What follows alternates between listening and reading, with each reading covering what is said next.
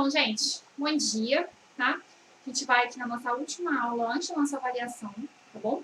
Depois dessa aula, vocês vão entrar no encontro no Zoom e a gente vai discutir um pouquinho sobre a aula de hoje e fazer uma revisão para vocês chegarem na avaliação um pouco mais confiantes, com as dúvidas esclarecidas, tá? A aula de hoje é basicamente sobre balanceamento de reação. Trouxe aqui 2 exemplos de reação no quadro. Não sei se vocês estão vendo o quadro meio torto, mas eu não consegui acertar a câmera, então dá uma considerada nisso, tá? A primeira reação que eu tenho é uma molécula que está presente na gasolina. A gasolina é uma mistura de hidrocarbonetos. Hidrocarbonetos são moléculas, são substâncias que possuem apenas carbono e hidrogênio na sua composição. A gasolina é uma mistura de hidrocarbonetos que tem entre 6 e 12 carbonos, mais ou menos. Aqui eu tenho o heptano. Então, aqui eu tenho a combustão do heptano. O que é uma reação de combustão? É uma reação de queima, que acontece na presença do oxigênio. Em uma reação de combustão, eu tenho a formação de CO2 e água, se a minha reação é uma combustão completa, e eu também tenho a presença de carbono, se é uma combustão incompleta, que é a famosa fuligem que a gente vê por aí, aqueles pedacinhos pretos que ficam voando. A minha aqui tá cheia, inclusive, porque o vizinho no final de semana fez festa, tacou fogo no negócio, aí encheu o meu terreno de fuligem. Mas, enfim, aqui eu tenho uma amostra, então, de uma reação de combustão. A minha reação de combustão, eu tenho presentes o que a gente chama de comburente e o que a gente chama de combustível, tá? Combustível é o material que vai ser queimado, no caso é o meu heptano, e o comburente é o que faz essa reação acontecer. É como se fosse a substância imprescindível para que essa reação aconteça, que no caso é o oxigênio, tá? A minha reação que eu trouxe de combustão, ela é para exemplificar como é que a gente faz o balanceamento de reação. Balancear uma reação é colocar do lado dos reagentes e do lado dos produtos a mesma quantidade de átomos do meu elemento. Por que isso? Porque durante uma reação química a gente tem a formação de uma nova substância. Porém, nessa formação de uma nova substância, a gente não cria matéria e a gente não destrói matéria. A formação de uma nova substância nada mais é do que um novo arranjo desses átomos que vão compor moléculas diferentes, tá? Substâncias diferentes. Então, no caso, eu tenho um arranjo de átomos diferentes, mas eu tenho que ter a mesma quantidade de átomos, tanto no reagente quanto no produto. Porque se eu tenho uma quantidade diferente, indica que eu perdi átomos, que eu destruí átomos, e eu não posso fazer isso.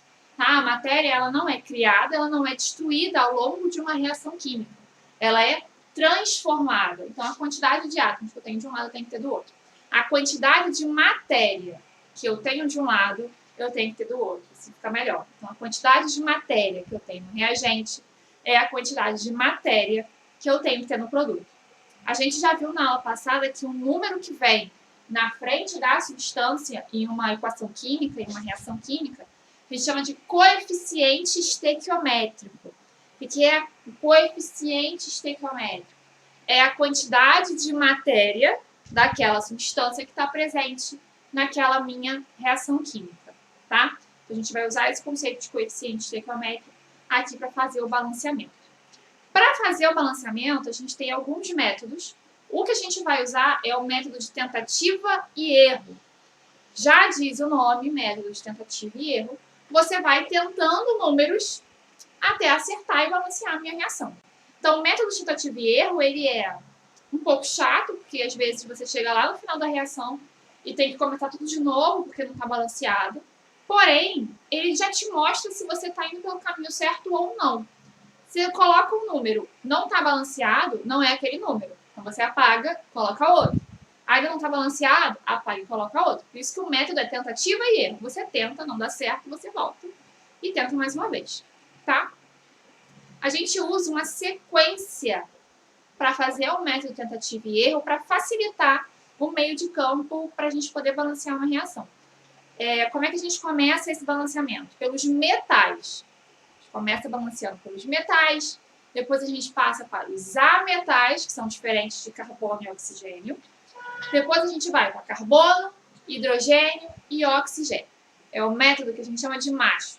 Metal, ametal, carbono, hidrogênio e oxigênio, tá? A gente lembrar a ordem. Ah, Carol, e se eu não lembrar a ordem? A ordem existe pelo seguinte, a gente costuma começar o balanceamento pelo aquele elemento que aparece em menor quantidade, né? Pelo que a gente tem em menor quantidade dentro da minha reação.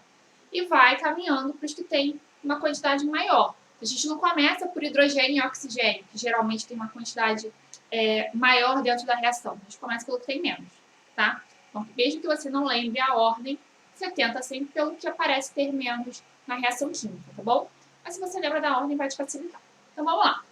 Aqui na minha primeira reação, eu já começo com carbono. Então, eu só parto para carbono, hidrogênio e oxigênio. Vou começar pelos carbonos. Aqui no reagente eu tenho 7 carbonos. E no produto? No produto eu só tenho 1 carbono. Para balancear, o que eu vou fazer? Eu tenho que colocar também 7, de alguma forma, aqui nos produtos. Deixa eu pegar um.